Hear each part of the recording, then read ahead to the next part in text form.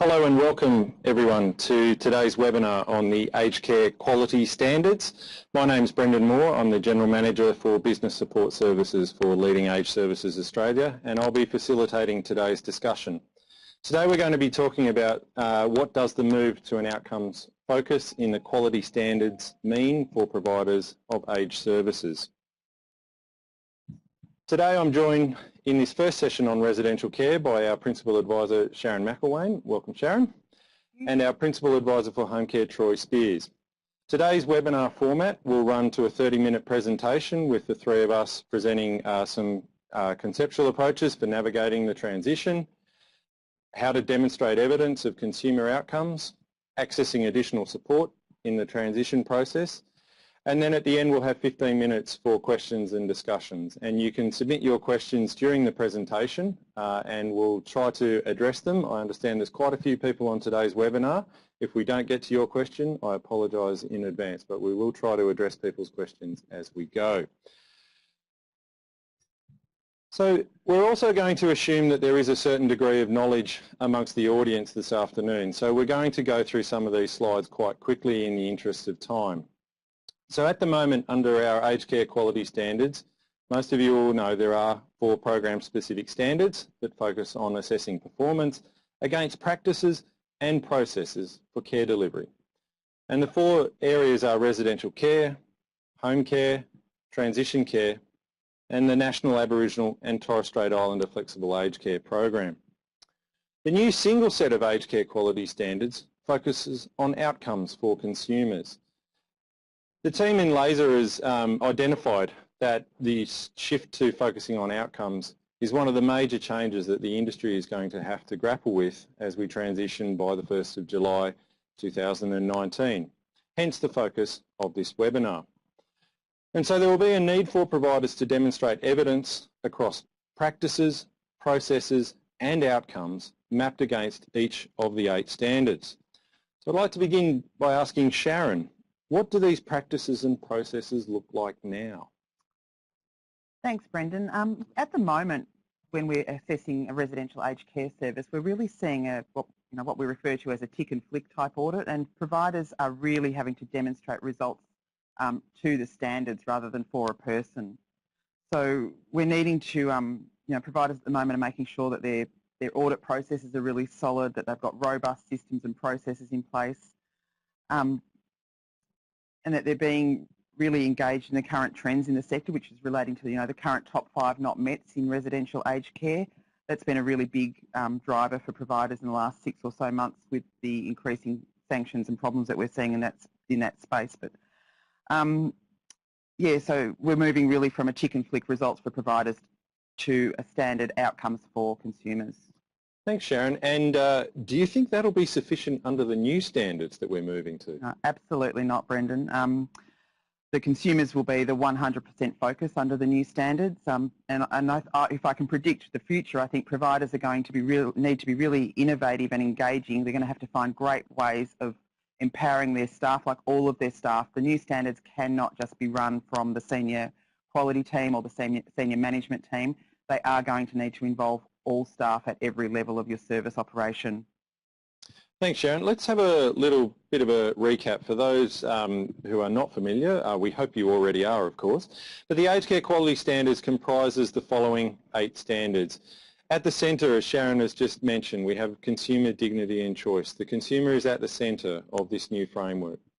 Around that, we have the other 7 standards that wrap around the consumer: ongoing assessment and planning with consumers, personal care and clinical care, services and supports for daily living, the organisation's service environment, feedback and complaints, human resources, and lastly, organisational governance.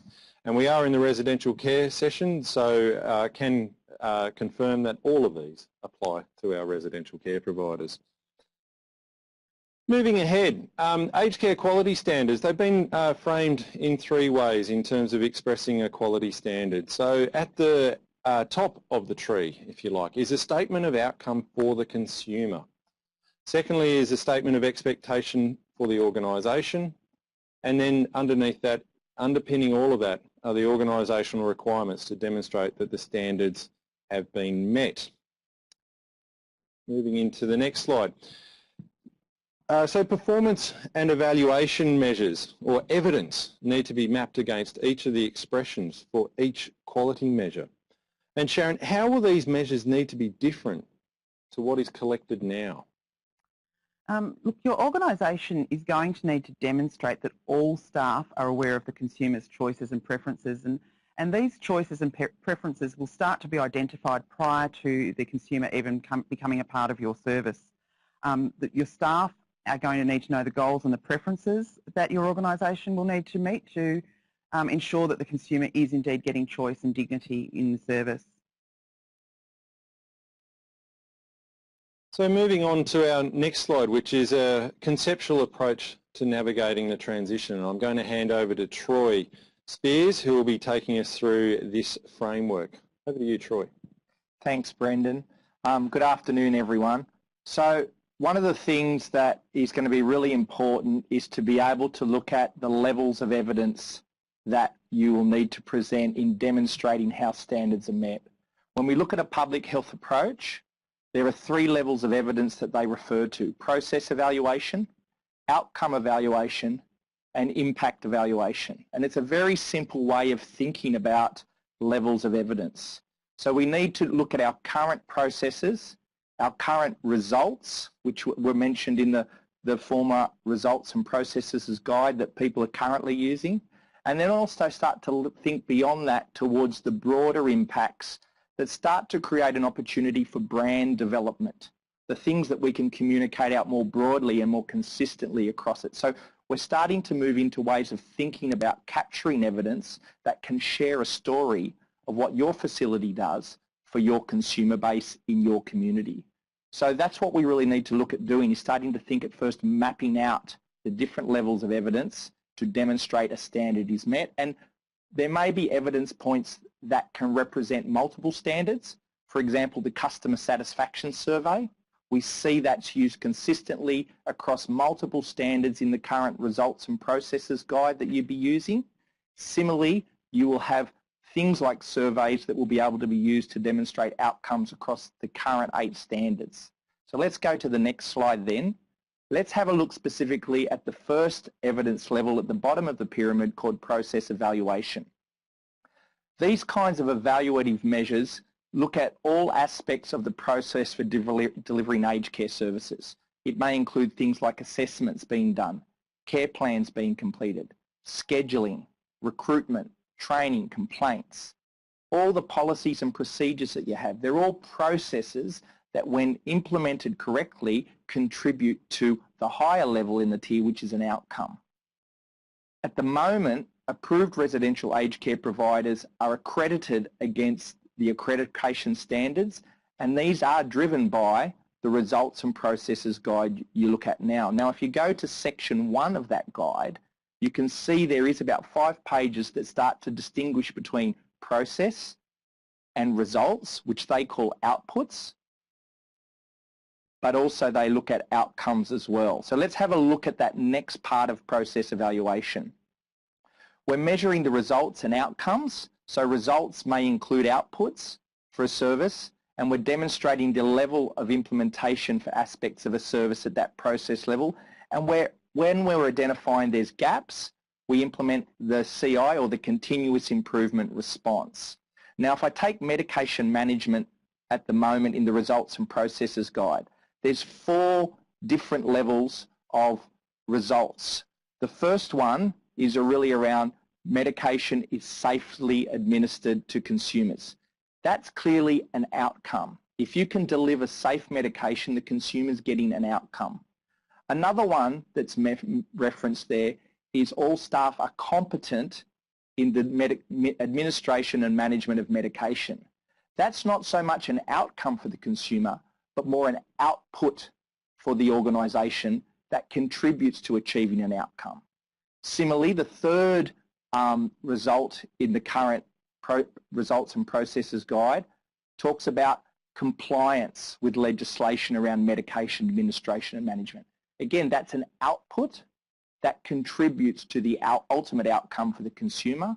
And the fourth result that they reference is around customer satisfaction. That is an outcome. That's a customer perception of experience. So you can see now that the results guide, we need to differentiate between what's a process, what's an output, and what's an outcome. And that's the key challenge at the moment, is taking your current system and separating it out into those three levels to get a better ability to articulate your demonstration of outcomes against the incoming standards. So Troy, thank you for that introduction to the first steps. A question for Sharon now. Should providers be rethinking their indicators and the data collection at the level of process? Is there a need to change what they're collecting at a process level at the moment as we move to the new standards? Brendan, thanks. I actually feel that providers are going to need to collect more detail than what they're collecting now. Most certainly when we look in the guidance material, it talks to high prevalence and high impact incidents or indicators from a consumer perspective, and these indicators need to now be really put up the line into the governance section of the new standards, which is Standard 8. That will require clinical indicators to be part of that. So providers are going to need to rethink how they gather that information, what they do with that information, and where they put it in their actual in their feedback and audit system as to where they're getting it up to the governance framework. So, but the focus will need to be on outcomes for consumers. You know, with that data, how is there an outcome for the consumer? It can't just be a pie chart, or, you know, we need to actually be able to do something with that data if we're collecting it. Certainly. Thanks, Sharon. And then that was the process level. Troy's introduced us to the concept of outputs. So in terms of some basic outputs that providers may be familiar with, Troy's mentioned a few. Some others might include hours of care, meals provided, trips driven, newsletters that you may provide to your families or residents, decisions made by your board are an output as well. Any other thoughts around what might constitute an output? You could add your cleaning and your laundry, you know, the basic services that we have to provide in line with specified care and services. Making sure that, as you've just said, Brendan, you are communicating with the consumer about what you're doing on a day-to-day basis, how that's going to have an impact on them moving forward. So look, I don't see the actual outputs at that ground level for a service as being too different from what we have at the moment. There will still be that basic requirement to achieve, you know, a safe, quality home for the residents. Minister White has made it very clear that safe and quality care is not negotiable. So those basic outputs won't be changing. Do you agree with that, Troy? Yeah, look, I agree. I think you've hit the nail on the head. We're very good at process and outputs. It's now just being able to articulate and differentiate between what is a real output and what is a real outcome for the consumer. And that's where we need to extend our thinking and draw on the expertise you have internally and the capability internally to try and build that. And at the same time, Laser will be here to support you develop that capability as well. So let's move on with the presentation, Troy, onto the next slide around outcomes, and I'll get you to go further into this pyramid and discuss outcome evaluation. Thanks, Brendan. Okay, so here we are. We're now looking at consumer-directed care. It's been in home care now since 2015, and we're now talking about it in residential care, and we're even seeing references to the idea of flexible bed licenses, which is really around a consumer-directed approach to care. So when we talk about outcomes for consumers, we're really talking about the status of care or impacts of delivering care for the consumer, or changes that the consumer is experiencing as a function of care. So that could be changes in attitude, changes in behaviour, changes in a health condition, and those things that are desirable and being sought after through the delivery of aged care services. So this is where providers will need to start to think about, well, what are those measurable statuses or changes that we want to capture to demonstrate our consumers getting a certain outcome? So the most common one that we're very familiar with is consumer satisfaction. It's a measure of attitude. It's a measure of consumer perception. The tricky thing about consumer satisfaction, though, is if you have consumers or their loved ones going through significant grief processes or emotional difficulty, perceptions and attitudes can be distorted. So they may not be a very reliable and accurate measure when people are in distress.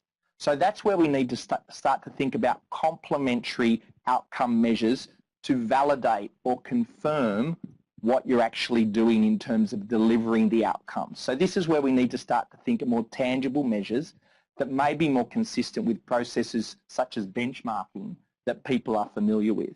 So mobility, falls incidents in a facility, assaults, infections, other kinds of incidents that may occur. They're the things you're capturing data on that are outputs, but also may be able to be conceptualized as an outcome.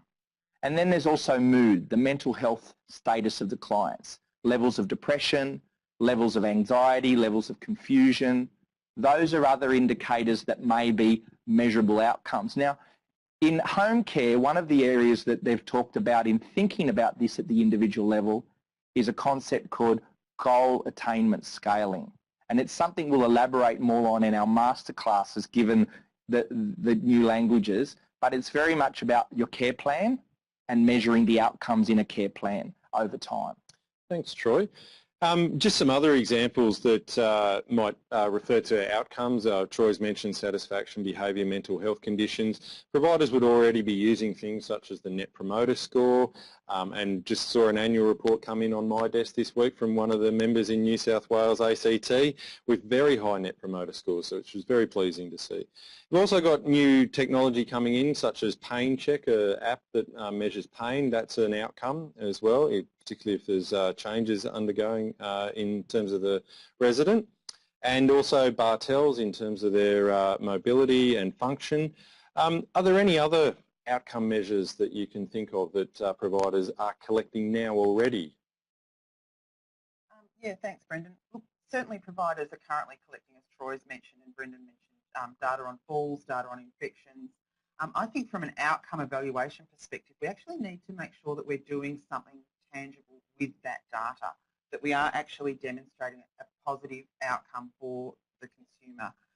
So, you know, looking at things like pain, like skin assessments, MAC meetings. Are you having your scheduled MAC meetings?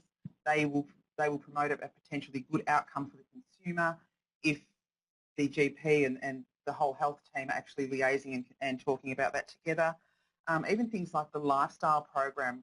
When I'm assisting facilities currently with accreditation issues, I'm seeing that things like these actual tangible measurables, they're being measured or they're being set up, but they're actually not being followed up on. There's no documented outcome for the consumer, and that's the requirement that we're going to have under these new standards. We are going to need as a sector to be able to demonstrate that the consumer's goals, desires, that their choice, that we've actually had all of those conversations with them and are doing something relevant for them with that data. So Sharon, a question's come in from one of our attendees today. How will the measurables be recorded? So you're talking there about capturing this information, using it in terms of the assessment, the planning, the delivery. Where might this information be captured within a facility? Or a cloud? Well, indeed, Brendan, yes, in the cloud. My expectation would be, if I was an assessor, that it would make part of the consumer's care plan, their ongoing and assessment planning, as is standard 2, ongoing planning and assessment with the consumer, which means that when you are collecting data, you're actually going back to the consumer, you're evaluating it, you're saying, look, over the last 3 days, for whatever reason, we've been doing a pain assessment on you. We need to now have a conversation with your GP, with any other allied health professionals who may be relevant to that conversation, and actually document and capture on their care plan in assessment processes what you actually did with that data. So the measurables will be recorded in whatever is your system process. Okay, agency have made it very clear that they're not going to tell you how to actually do this. And as an ex-facility manager, operations manager myself, I would have set up these systems within my systems to actually have that data readily available and available relative to each individual consumer. Does that answer that question? I think it does. Except that my mic is unclear. Thanks, Sharon. Back to you, Troy, to take us through the next stage of our pyramid. Sure. Thank you, Brendan. So building on the comments Sharon's just made now, is the question is, we need to think a little bit about what are the specific measures that may, or milestones that may indicate progress in a consumer's outcome relative to their care plan. So if you have a consumer with falls risk, it might be around dealing with issues of polypharmacy, and you might have a proactive approach that involves a medical practitioner, a pharmacist. It could be a range of things that based on your assessment, you identify an intervention that you want to deliver over a time period, and you want to measure the specific changes for that consumer. There might be more broader things such as socialisation that are relevant to a broader population group, such as in the daily activity programs. So the question might be, what might be the measurables for those particular activities that would show consumer outcomes? Then there's also what we call generic milestones, which is outcomes that we would measure for the broader population group who you're delivering. So that's that daily activities program. There could be in the meal room. It's really a matter of trying to distinguish between what's individualised measures and what's broader facility-based measures. And my key advice is we don't want too many, but you want to think about what would be the priorities you would want to capture to be able to demonstrate your outcomes, and it'd be a valuable process. It add values to your operations, to the systems, to be able to demonstrate not just individual consumer needs, but a broader consumer population needs being met.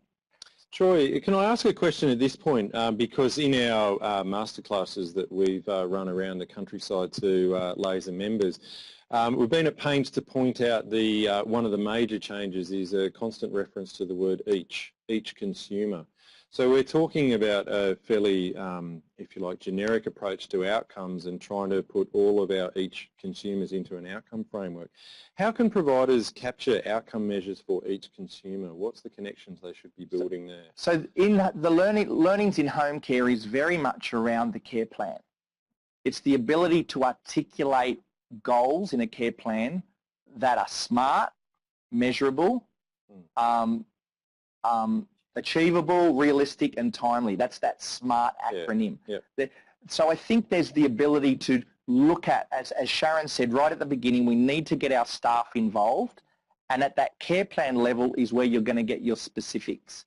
And it's a matter of how you articulate an outcome in that care plan.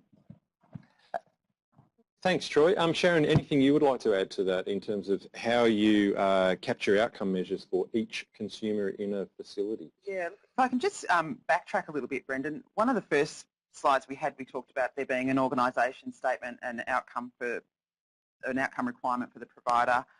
And if I use the agency's example that they used when they were first starting to talk about this aged care quality framework, the actual outcome was, potentially the need to support a resident to shower daily.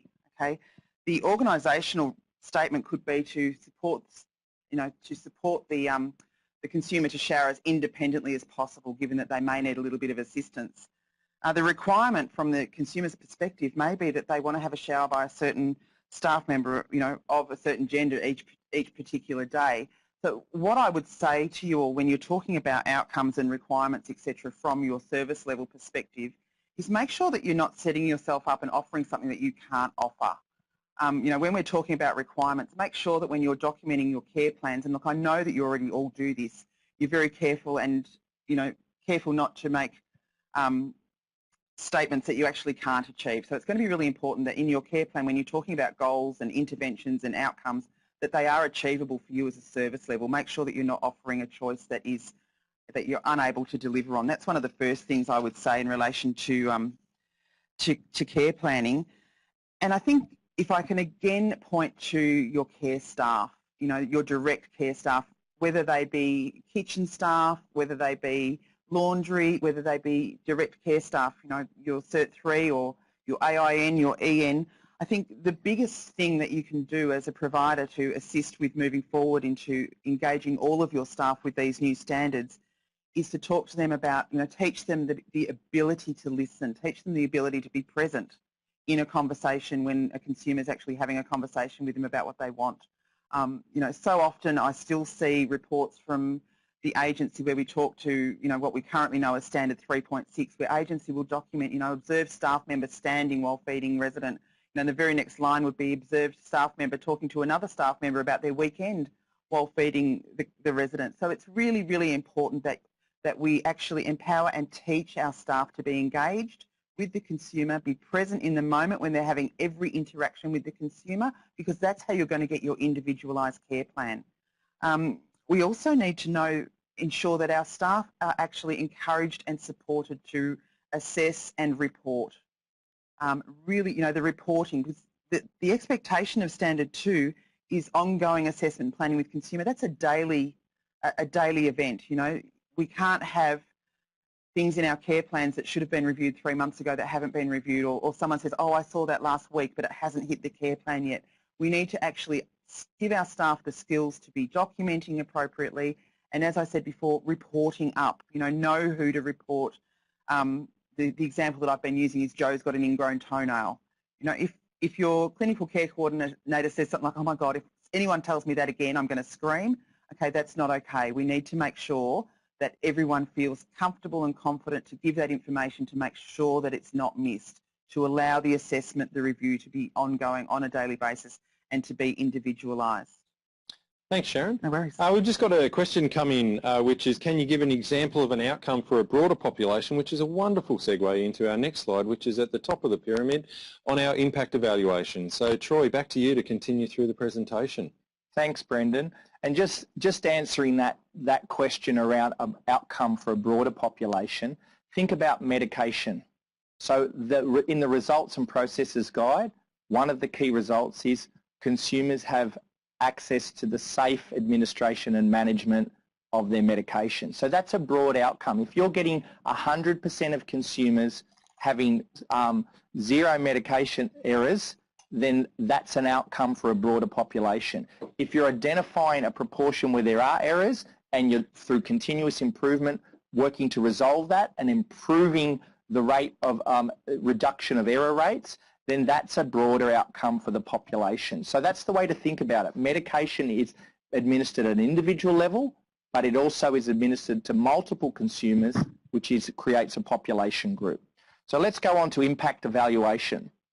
This is a focus on long-term sustained goal attainment, demonstrating consistent delivery of aged care to multiple consumers. So if you're able to show, for example, medication administration is managed really well, then there's over time an impact.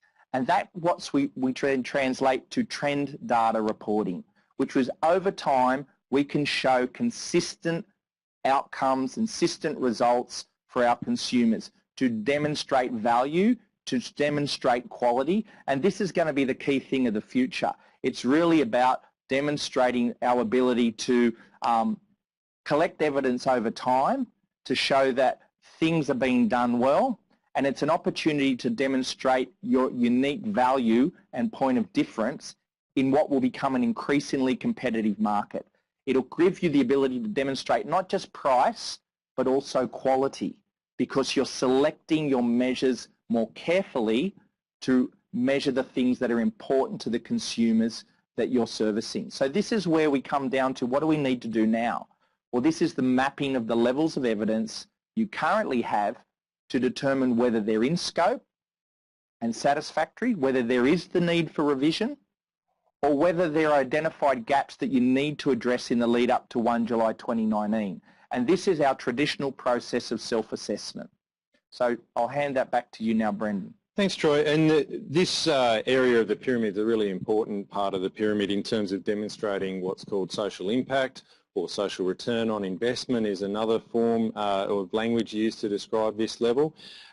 Providers absolutely should be working towards this level of evidence in terms of demonstrating their impact in the community, the work that they do. It's really useful for your marketing, your public relations, further funding applications, and lastly I should put in a shameless plug for Laser Award nominations and other awards that you may also seek to nominate for. But very important that you start collecting this long-term trend evidence around impacts. So let's move ahead to our next slide around guidance and resources for providers. So we've got here just a quick image of the guidance and resources for providers to support the new aged care quality standards published by our quality agency. It includes reflective questions and examples of actions and evidence. It's a very useful guide in terms of mapping your current performance and some of your evaluative measures. It will help you with your gaps identified during a mapping process or a self-assessment, which can then be addressed as part of your continuous improvement and support you in terms of your transition to the new standards.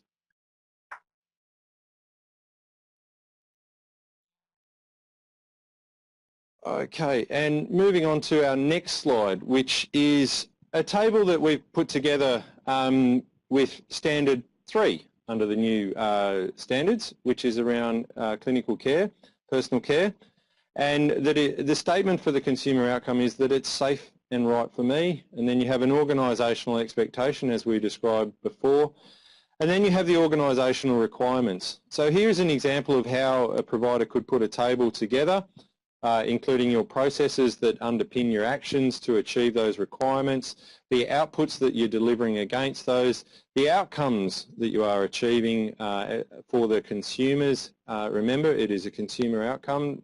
If you have organisational outcomes, that's helpful as well, but that is not the focus here. It is about the consumer outcomes. And lastly, you have that highest level of information and quality of information, which is around the impact that you are having and achieving through delivery of this. In the interest of time, we actually don't have much time to go through that particular slide in great detail, but is there any detail that, Troy, you would like to speak to in this slide here? Sure, thanks Brendan. The main thing to understand is in the absence of the quality agency having not yet delivered a self-assessment tool, but knowing that they're planning to do that, there is opportunity for you to take the guidance materials that are now available and develop this kind of tool and start your process. Now, I would expect if you start to map what you currently collect relative to the old or the current results and processes guide against this kind of tool, you're going to see a lot more detail in processes and outputs than you will see in outcomes. And you may only see one or two in the impacts. It's really a matter of you starting that process and mapping. And then if you look at the requirements and the consumer outcome and organisational expectation, ask yourself, is what I have mapped here meet these general statements and these requirements? If you can see a gap, or your team can see a gap, well, there's an opportunity for review and continuous improvement. And that's really a good quality process that you would go through. So at the moment, we've only listed 2 requirements because of the size of the slide, but I would suggest list all of them, do it on an A3 piece of paper, and get together as a team and start to do this. In fact, what Laser's going to look to do next year is run some training activity that will help providers to do this in a group environment where we can support knowledge transfer between providers, knowing that sharing of knowledge is a great way to build the capability of industry in making this transition as a united industry. And that's really what Laser's role is to support that. So I'm going to hand it back to Brendan as a sake of time. Thanks, Troy. We've had a question come in about any indication when the self-assessment for the new standards will be available. Sharon, as our go-to person on this topic, when are we anticipating those new standards? We'll have a self-assessment document. Yeah, hi, Angelica. We anticipate that it will be out within the next few weeks. In communication with the Australian Aged Care Quality Agency, certainly before Christmas. I can tell you that there is a draft that's being tweaked at the moment for final publication for providers to use.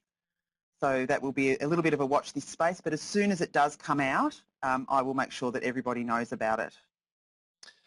We've got another question here, a bit of a curly one from Patricia. How do we deal with a resident who does not believe we are meeting their needs appropriately and whatever is done is still not satisfactory to that person? There's a lot in this question. There is a lot in this question, Patricia, and I feel your pain here. What I would suggest is if we go right back to when I said in the beginning, people will make choices about your facility before they actually come in. So it's very important that you're very clear in what you can and can't provide and have really detailed evidence of what their expectations are, so that you can set that parameter straight from the outset. If they feel that you're still not meeting their needs appropriately, look, there's a number of options, but the biggest thing will be to do as you're currently doing now and make sure that you're documenting everything, that you're constantly having conversations with the consumer and, you know, with their loved ones or whoever else might be representing them in this situation. It will be all about your paperwork in this situation. You know, there's sometimes we just will never get it right for some people. We know that as providers. But you're still going to need to be able to demonstrate that you have made every reasonable effort.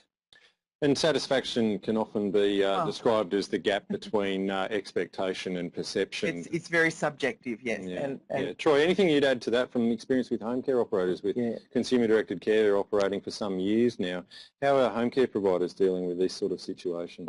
I think the key is that don't rely purely on the customer satisfaction survey as your single source of demonstrating outcomes.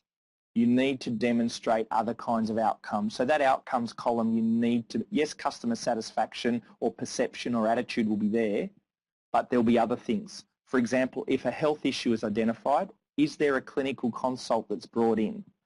Those kinds of things are outcomes. While a consumer might communicate one thing, will demonstrate something different and provide a little bit more transparency regarding what you're actually doing above a consumer feedback. And I think that's the only course of response that we really have is, as Sharon said, documenting those other kinds of outcomes to be able to respond when a consumer might provide feedback that indicates they're not happy. We've got a couple of questions flowing in, but I've got some questions here about the reference made to flexible bed licences that I think Troy mentioned before. That's not a policy decision by the Australian government by any means at this stage, just to clarify that. That has been flagged in what was called the Tune Review. That's correct. And watch this space, I think, is all we've got at this moment in terms of any anticipated changes in that area. It's probably more providers in thinking about the future, it's that commercialisation of the market. That's what we're seeing in home care. The question is, will the parameters around how residential care evolves start to take a similar flavour? And that's why this whole idea of mapping evidence, measuring and articulating your evidence is really important for building brand.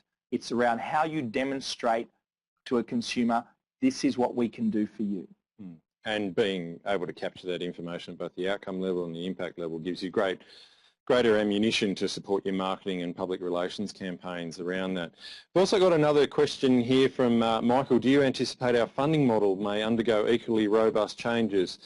This again was also something flagged in the Tune Review and umpteen other reports and reviews and inquiries. Michael, there is an election coming up and Laser is working furiously on addressing our members' concerns around the funding model that we operate under at the moment, and optimistic of change in that area to support members. If I can just add to that, Michael, it's very, very clear that the new standards, the aged care quality standards and ACFI as it sits now are never ever going to meet. You know, the new standards are all about wellness and reablement and ACFI is not. So it will be a bit of a watch this space. I believe the RUX review is going to be released quite shortly, so hopefully as a sector we'll have a little bit more idea about where that is going to head, but that most definitely is a watch this space. I'm sorry I can't give you any more information at the moment. Got another question that's come in from Eleonora, and I think if it's the Eleonora, I think it is. It's a New South Wales member who's asking what happens if a resident does not have the mental capacity to make informed decisions regarding needs. Now, I'm aware in New South Wales there's a very useful resource called the Capacity Making Toolkit, and there's been a lot of work done in this area around capacity decision making, the roles of appointed decision makers, substitute and supported. So I think it comes back to, again, what Sharon was referring to previously, documentation. So make sure you're documenting, you know, if they don't have mental capacity, but then also who are the decision makers, and the decision makers may vary depending on what the decision actually is. So also know that you are talking to the right decision maker for the decision that you are seeking. Sharon, anything else you'd like to add on that point? Yeah, most definitely, Brendan. Look, I think the word capacity is very subjective and will be something that, you know, particularly the clinicians who are in the room will be having a lot of conversations about. And an example that I might use is boiling water. A very simple example. And, you know, if someone comes to your facility from home, odds are that they've used their kettle at home quite safely, very capably for however many years. When they come to your facility, you know, regardless of what their capacity is, they're quite at risk of harming themselves or burning themselves if they're trying to navigate, you know, holding two fingers under the red button and push the other red button at the same time. So, you know, capacity, I think, will be a very subjective conversation, and it's certainly, you know, if you listen to a lot of the lawyers who speak in the aged care sector, they also, you know, say it's very difficult to determine when something is a risk issue or something is not a risk issue, and it will be about ensuring that, as Brendan said, that the decision makers or the other consumers in the consumers world have have good information, good solid information to make an informed decision and say, well, yes, we can take that risk, or, you know, these are the things we can do to mitigate that. I think the conversation will be very wide and very dependent upon your service environment, but I think, you know, this is another thing where we will need to constantly document, because, you know, gone are the days where just because somebody wants to walk and they might fall over, we put a lap belt on. It'll be conversation about the risk of walking rather than what else we can do to change that. And if you're certainly referring to mental capacity in terms of dementia, understand that there are a wide range of government-funded resources, services, organisations that can assist residential aged care providers in working with residents and their carers, family members, and substitute and supported decision makers in that area. The next slide we've got up here is the next steps for laser. So we just have gone through this quite quickly, and apologise the brevity, shall we say, and the narrow touch on the topics that we've covered today. Time has not permitted us to go into more detail. However, if you are interested in engaging laser any further to support your organisation in transitioning to the new standards, the commitments we are making is that we have and we will continue to deliver webinar opportunities for members. We will provide overview presentations at regional forums or other member engagements and on request as well. There will be other masterclasses around the country in 2019, so keep an eye on our website for those sorts of details, or if you have any questions about those, the details there are for our events at laser.asn.au, email down the bottom. Also, we're offering members transition consulting support. So if you are interested in a more holistic framework compared to the slide that was just up, then we can certainly support you in terms of developing a robust, comprehensive framework for you to transition to an outcomes focus. We've also committed to producing a policies and procedure manual, and we are hoping to have that in market by the end of February next year. Quality audits and continuous improvement planning to align with the new standards is also something we're offering. Friendly unannounced visits for compliance auditing, we are finding that is a very frequently requested service at the moment, and we're now also starting to get requests for, can you start auditing us against the new standards in anticipation of the changes required. And also we've been promoting widely, and the attendance has been very strong at the first round of workshops for governance workshops that we're partnering with the Governance Institute of Australia in recognition of the increased focus of governance in terms of Standard 8. So that concludes our presentation, and we're just, I've been dealing with questions as we're going, and there are some other questions I just wanted to briefly go to. So there's a question here from Elizabeth. This one's for Sharon. If our self-assessment and application for accreditation is due before the 1st of July, will we be assessed by the new standards or the old standards, as we predict our site audit will occur post 1 July 2019? If I had $1 for every time I've been asked this question, I'd be able to buy a coffee in Sydney. Thanks, Brendan. Elizabeth, I would suggest it's more about when your accreditation is going to expire. So if your accreditation, let's say, for example, was going to expire in August of 2019, to allow time for due process at the end of your accreditation, you know, if things perhaps don't go as swimmingly as you would like them to, it would be really important to allow a good, you know, 8 to 10, 12-week process to ensure that your accreditation doesn't run out. So if that was the case, I would predict, you know, don't hold me to it because no one's telling any stories about this, but I would predict that you would be, in that case, assessed before 1 July 2019. However, if your accreditation is expiring a little bit later than that, then yes, you would be assessed under the new standards after the 1st of July 2019. So you will have to start moving towards that whilst remaining compliant with the current standards. Thanks, Sharon. That takes us out to the end of this webinar. It's been 45 minutes and that is our time today with you on this residential care session on the focus on outcomes in the new aged care standards. We hope it's been helpful, useful, informative. Against time pressures, we haven't been able to go into a lot of detail. We're happy to help and support our members transitioning to the new quality standards. So please do not hesitate to contact us on our details 1300 111 636 or the email addresses on the previous slides for any of the services that you might be requiring. Thank you very much for joining us today. I hope you have a lovely day. Bye.